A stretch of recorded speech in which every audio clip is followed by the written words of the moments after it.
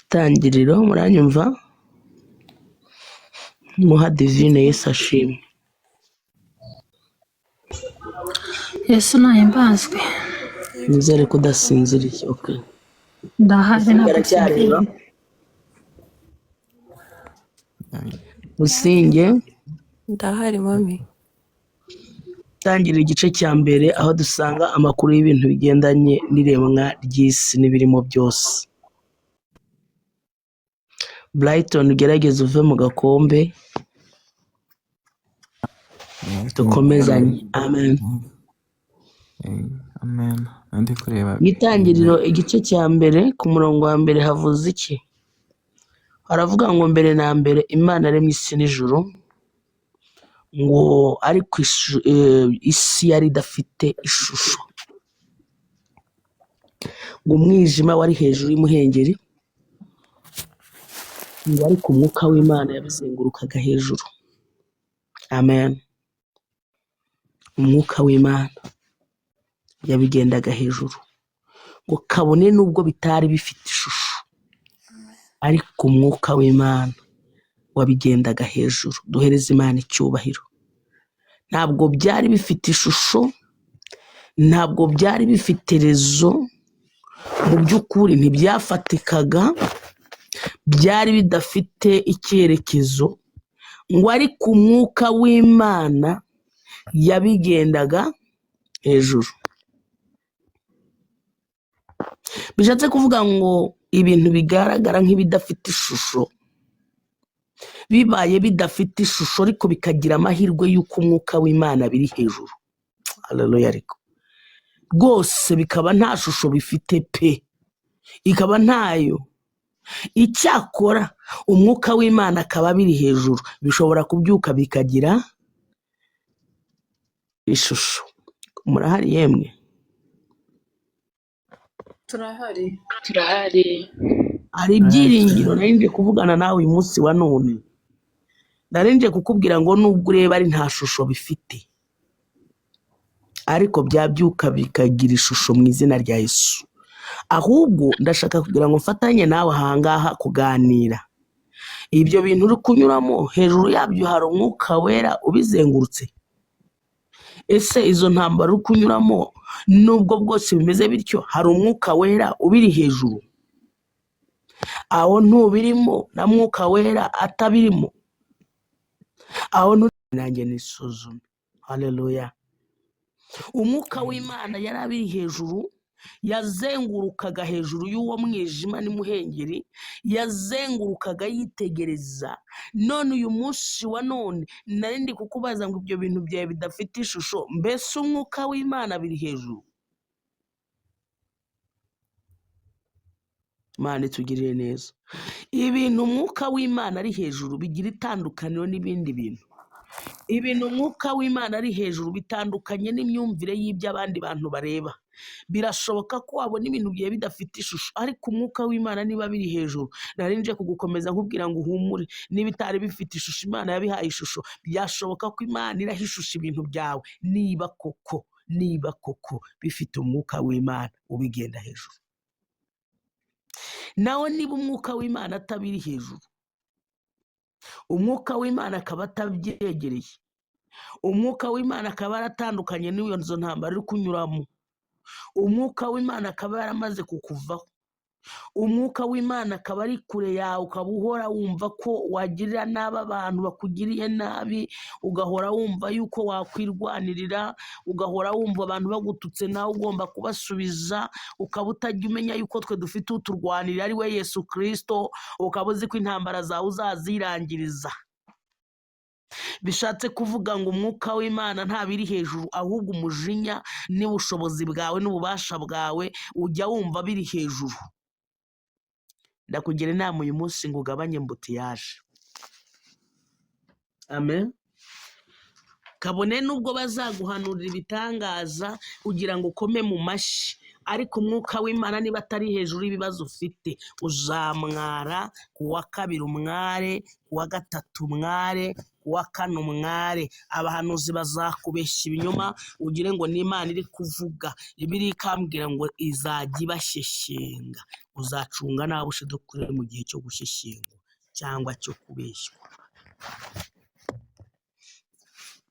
Uzahagarara uvuge ngo abahanuzi barakubeshye, kumbe Imana yabatumye kugushyeshyenga. So muri make ugerageze uze kumfasha urebe abo bana bawe bakiri impinja batarakura, utazi niba bazavamwo abagabo, utazi niba bazavamwo abagore bameze bate. Ariko muri ibyo byose mbese umwuka w'Imana koko abiri hejuru. Si umwuka w'Imana iyo ari ibintu hejuru bimera biti? Haleluya. Ni iki cyakwereka umuntu yuko ibintu bye yemereye umwuka wera w'Imana? Yesu yaravuze ngo icyakora muzahabwa imbaraga umwuka wera nabamanukira. Aravuga ngo muzaba abagabo nyabagabo bo kumpamya. Haleluya. Ngo i Yudaya n'i Samariya, ngo no ku mpera z'isi hose, ngo tuzahera hehe? I Yerusalemu. Ngo ni Yudaya n'i Samariya kugera ku mpera z'isi yose, ngo muzahabwa imbaraga umwuka wera nabamanukira. Twatapinze we. Ntabwo tuzahabwa imbaraga amafaranga natumanukira. Reka. Ntabwo yigeze avuga ko amafaranga ariyo azaduha imbaraga. Reka da.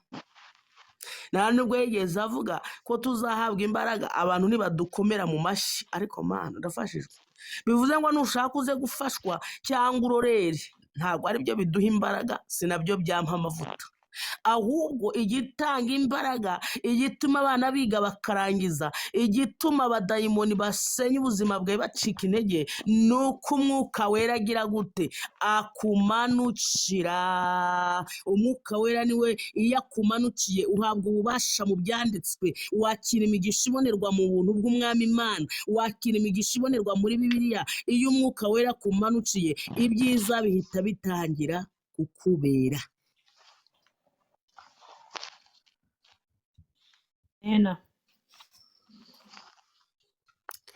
Iyo umwuka wera amanukiye umubyeyi akemera ko umwuka wera mwinjiramo, agira itandukaniro n'abandi. Reka mvugane namwe aka kantu, ndabizi mukunda kumva ibanezeza, nk'uko Pawulo yabwiye Timoteyo ngo muri iyo minsi y'imperuka ngo bazigwiriza abigisha bahwanye n'irari ryabo.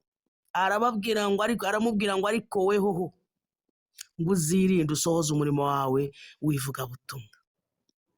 Reka mbabwire ibi bintu nubwo mutabikunda. Yesu ashimwe.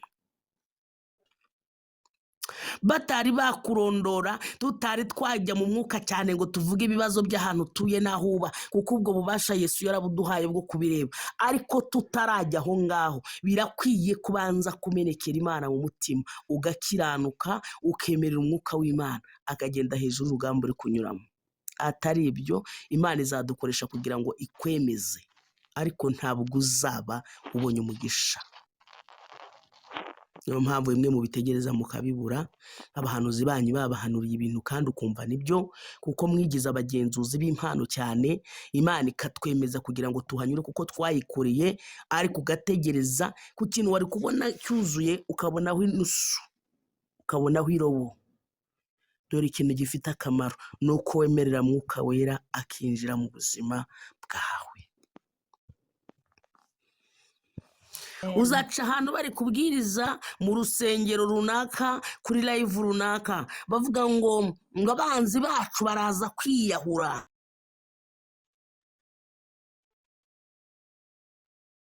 kwimanika. Ariko sindamenya ubutumwa bubwirizwa muri iki gihe ahantu abantu babusoma. Sinigeze numva Yesu abwira abigishwa ngo mugende mubwire abantu ngo ko nibatabumva ngo bagomba kuzimanika mu biti, ko nimugura amamodoka bizabashengura. Mw'abakirisito mwe, Imana iturengere kandi tugirire neza. Never. Kabone n'ubwo wagura indege ibica bugufi icyubahiro ni icy'Imana. Kabone nubwo wakora ibica bugufi icyubahiro ni icy'Imana. Hari ibintu Imana yadukoreye, reka bibe ibihamya byo gushima Imana. Reka bye kuba umwuka wo kwishyira hejuru, reka bye kuba umwuka abadayimoni bahagararaho kugira ngo bakandamize imitima y'abarushye n'abaremerewe. Imana itugirire neza. Haleluya. Twese uko turaha twabonye neza y'Imana, twese uko turaha Imana yatugiriye neza. Nyababwira ko Imana yanguriye inzu mu Rwanda, nicaye hano mu Bugande. Imana irabyuka ingirira neza, ntarize, nta mashuri, nta bubasha, nta bushobozi. Imana irabyuka inkorera igitangaza. Nkabwira ngo Imana igira neza. Nawe hari ibyo Imana yagukoreye, hari ibyo Imana ijya igukorera, ariko wibikoresha nk'icyo kurwanisha kugira ngo ubabaze imitima y'abantu, kuko icyo kintu cyiza kije kuba igitotsi mu mitima y'ubwoko bw'Imana. Wihangane niba ejo barakubwiye ko bazakinduka abanzi bawe, bakakubwira yuko abantu bakwanga bagiye kwimanika mu biti, wihangane. Nshobora kuba ndi kuvuga ibintu bitandukanye n'ibyo washakaga kumva, ntibikunezeze. Imana ishimwe, Imana ishyirwe hejuru, Imana itugirire ubuntu. Umwuka wera w'Imana abe hagati muri twebwe. Ijambo ryarambwiye ngo muzahabwe imbaraga, umwuka wera nabamanukira ngo muzaba abagabo nyabagabo bo kumpamya. Icyo gihe umwuka wera naza. Imana ishimwe cyane. Ndakwifuriza ngo utandukane n'ab'iki gihe, utandukane n'amagambo ariho muri iki gihe, utandukane n'imyumvire iriho muri iki gihe, utandukane nabyo mu izina rya Yesu. Tugeze ku rwego abantu basigaye bagura ubuhanuzi kugira ngo bacanganyukishe abakozi b'Imana. Reka nkutangarize amakuru ko ayo mafaranga uzayabura, Imana ikagucecekesha kugira ngo we kuzajya usapotinga ibisenya umurimo w'Imana. Urakwiye gutegereza Imana, ntukomeze kuba igitotsi mu maso y'Imana ukoresha icyo kurwanisha nk'amafaranga n'ubutunzi n'ubwiza n'ubwibone. Ahubwo Imana ishaka kugira ngo ibyo yaguhaye biheshe umurimo w'Imana agaciro biciye mu guca bugufi. Hari umuntu uzajya kubona ukabona aravuze ati ngewe Jeannine muhaye miliyoni, yarangiza agahagarara ku itangazo ngo isi yose byumve. Abo bantu Yesu yabavuzeho, yaravuze ngo bene uwo nguwo ingororano ze abarangije kuzibona. Kuba twagukomera mu mashyi, Umwami Yesu ntazabyitura abana bawe n'abuzukuru bawe, bikumara iki? Ndakwifuriza ngo wemerere Mwuka Wera agende hejuru y'ibyo bintu, ibyo bitekerezo bya karandezi wanyu. Emerera Mwuka Wera agende hejuru y'abazigaba, Mwuka Wera agende hejuru y'abagesera, Mwuka Wera agende hejuru y'abasinga, Mwuka Wera ayobora ubuzima bwawe, Mwuka Wera avuguruza ibyo bintu byajyaga bikuvuguruza, Mwuka Wera w'Imana aganire n'umutima wawe, umenye imyumvire yawe ukwiye gukoresha. Umuntu ni umukristo yirirwa positinze abantu bambaye ubusa, umuntu ni umukristo yirirwa asenya bagenzi be. Ndagutangariza aya makuru ko nta bugingo, icyakora hari ubuhanuzi bwo kugushyeshyenga. Yesu ashimwe cyane.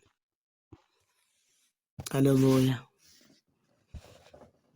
haleluya. Amen. Uku ni ukuri kuzima. Sinzi impamvu ndi kumva ibintu biza, ariko nta muntu n'umwe mfitanye nawe ikibazo pe, n'imbere y'Imana, kandi muze no kubikorera ubugenzuzi. Ariko sinzi impamvu ibintu biri kuza. Ube maso ahantu utuye, ube maso ahantu ukorera, ube maso ahantu usengera. Byanze bikunze hari impamvu iri jambo riri kumanuka. Yesu ashimwe. Suzuma ukuntu ubanye n'abantu. Ntabwo uzakunda Imana utarakunda uwo mwene so. Reba nayo ingwi, uzaba uri kubeshya. Ntabwo uzakunda Imana ukinezezwa n'ibyago byabaye kwa mugenzi wawe. Bishoboka. Imana utareba ntiwabeshya ngo urayikunda ufite urwango mu mutima rw'umugore wawe. Biteze kubaho. Imana izakureka igushyeshyenga, ugire ngo uri muri kumwe, nujya kubona uzajya ushiduka ureba uri mu manga. Ijambo rirambwira ngo bazamenye ukuri. Ubaye maso ukamenya ukuri kwakubatura, ukava mu bidafite umumaro, ibintu byawe bikagira ishusho. Imana ishimwe. Ibintu byawe bikagira gute? Bikagira ishusho. Bwana Yesu asifiwe.